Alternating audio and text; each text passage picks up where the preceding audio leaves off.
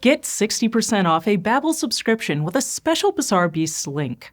Babel is a top language learning app that is intuitive and helps you learn by creating real-life conversations. There are a lot of weirdly specific mysteries in the world that a small subset of people care very much about. Like anthropologists really want to know why we have chins. Astronomers want to know how the moon formed. And for a long time, oceanographers wanted to know, how do the layers of the ocean mix together? If it didn't happen, the ocean would just be like a layer cake, which would be bad. Many nutrients would settle at the bottom, while the oxygen produced via photosynthesis would all stay at the top. But they do mix, and that's good. But how does it happen? The energy that is put in by winds and tides is less than what's required for the amount of mixing that we see, and yet the ocean layers do mix. So what else is bringing the mixing energy? Well, turns out it might be anchovy sex.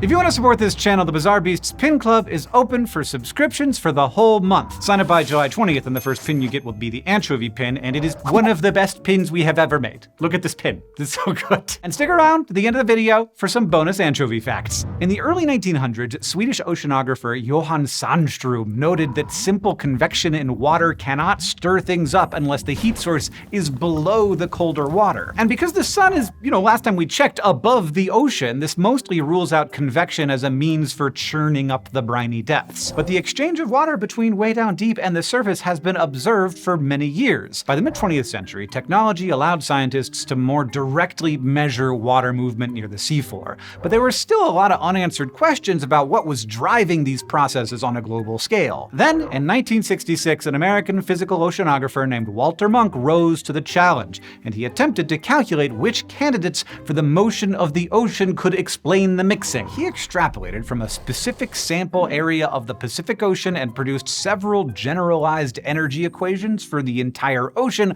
finding that the turbulence from wind, waves, and tides fell short of explaining the full scope of mixing. To fill that gap, Munk proposed that the total energy available in marine organisms was just about equal to the energy deficit in his model. That is, the energy expended by animals swimming through the ocean water might be enough to balance out the equation and explain how the ocean layers mix the way we observe. It may even be pretty comparable to the energy of tides and storms. Years later, Munk would insist that this concept of so-called biomixing was intended at least partly as a joke. After all, he did make a special point of stressing that in addition to swimming, animals often eat at one depth and poop at a different depth, and that this too would meaningfully contribute to the process. But whether Munk's initial biomixing theory was sincere or not, the temptation of its simplicity, animals move through the water, water moves around animals, got many scientists thinking in the decades since. For example, perhaps krill could be the answer. There sure are a lot of them, and they have a habit of moving considerable vertical distances every day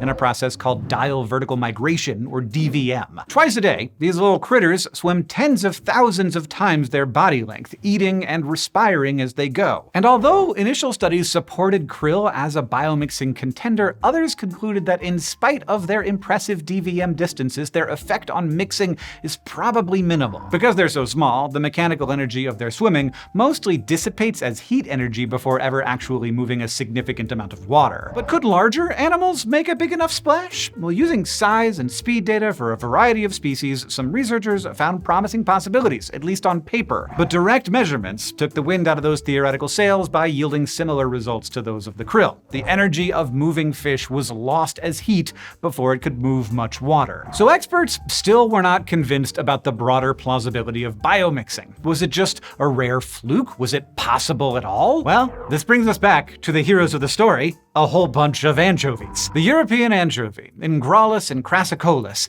is a 9 to 14 centimeter fish found off the coast of Europe and Western Africa. These anchovies travel in large schools, they eat plankton, and they're an important food source for bigger fish, seabirds, and marine mammals. They gather together to spawn in warmer months, and they tend to do so closer to shore. And aside from their ability to tolerate a wide range of salinities and comfortably survive in brackish water, they seem like a pretty ordinary fish. But this anchovy species also engages in diel vertical migration. In July of 2018, A research crew off the coast of Spain was studying ocean turbulence as a possible cause for harmful algal blooms. They measured disturbances in the water continuously for 2 straight weeks and found that each night something was causing as much of a ruckus as a major storm, only to calm back down again by day. But the weather was perfectly fair throughout the entire study, not a storm in sight. The team also had a sounding instrument that could detect the presence of fish, but they mostly ignored this at first since they weren't actually looking at fish. Then, after repeated nights of unexplained commotion, the researchers noticed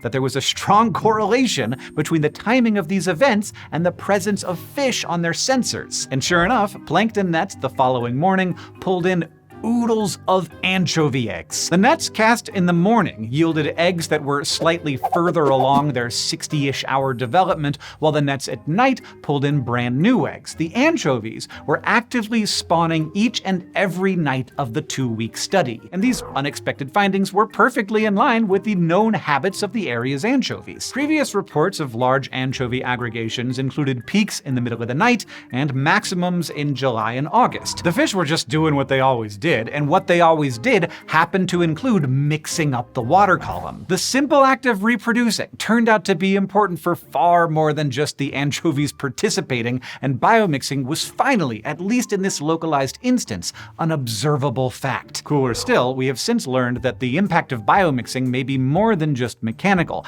Chemical changes caused by organisms moving through the water can have lingering effects well after the physical motion is over. In addition to the anchovy, species like squid, copepods, and jellies, sea creatures known for both undergoing DVM and forming large aggregations, are nowadays attracting attention as possible biomixers too. The right combination of behavior and density may just hold the key. And given the major role that ocean mixing plays in moderating the Earth's climate, it is becoming even more crucial for us to better understand intricate interactions like biomixing. If biomixing is actually a significant aspect of ocean layer turnover, then major disruptions to the ocean's biosphere, for example through overfishing, could have unexpected climate consequences. From lighthearted speculation to empirically supported theory, biomixing is a pretty nifty example of the complexity and connectedness of our planet's ecosystems, and it's led to a whole lot of cool research since its joke origins. Monk would go on to refine his calculations of the energy required for ocean mixing,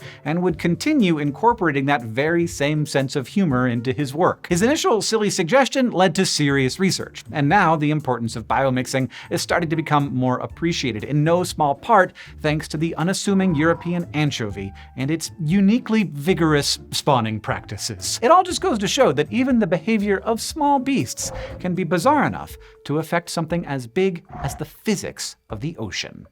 Signing up for the Pin Club at bizarrebeastshow.com helps us keep this channel going and helps us keep exploring weird, cool topics like this one. If you want the anchovy pin to be your first pin, you can sign up by July 20th. We got some incredible artists lined up for the rest of the year, so don't miss out.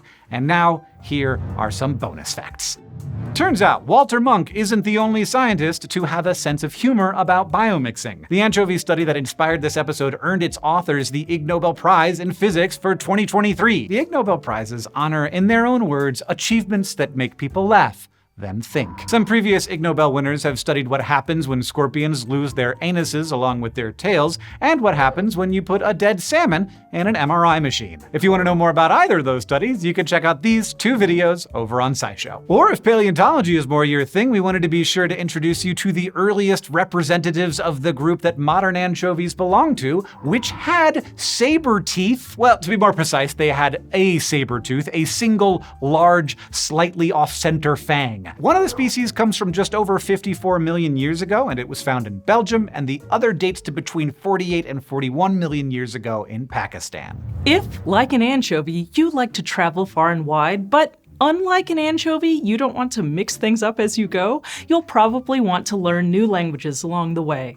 And thanks to our sponsor Babel, learning a new language has never been easier. Babel is scientifically proven by researchers at Yale University, Michigan State University, and other major institutions to help you start speaking a new language in just 3 weeks. Babel's lessons prepare you to have practical conversations about travel, business, relationships, and more. Babel takes on the role of a personal language coach, guiding learners toward real-life conversations in their target language. As a Bizarre Beasts viewer, you'll get up to 60% off when you sign up using our link. Plus, Babel comes with a 20-day money-back guarantee, so you can see where Babel takes you on our language learning journey.